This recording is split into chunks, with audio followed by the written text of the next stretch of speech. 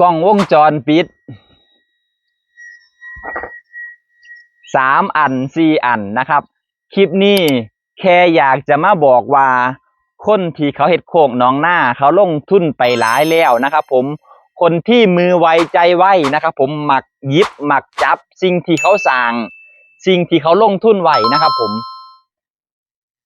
มันยากนะครับผมที่สิป้องกันถึงจะมีกล้องวงจรปิดก็ช่างนะครับผมเมื่อคนอยากลักอยากขโมยแล้วตั้งใจมาลักของเพิ่นนี่บ่ดีอีหลีเด้อครับผมเพิ่นบ่ฮู้สิป้องกันจังไดแล้วนะครับการติดกล้องวงจรปิดบ่แม่นแต่หายแค่ของกล้องก็ยังหายลางเทื่อนะครับผม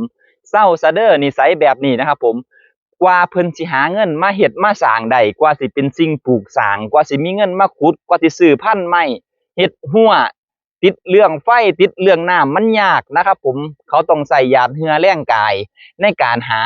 ในการสร้างนะครับผมท่านอย่าเป็นคนมักง่ายมาหยิบมาจับของเพิ่นไปโดยที่บ่ได้รับอนุญาตนะครับผมมีความผิดทางกฎหมายเด้อครับเด้อกล้องเหล่านี้นะครับผมจะจับเก็บเป็นภาพเก็บเป็นวิดีโอนะครับผมมีทั้งภาพมีทั้งเสียงมีทั้งภาพเคลื่อนไหวรับรองว่าผู้ใดเข้ามานะครับผมดิ้นบ่หลุดแท้แน่นอน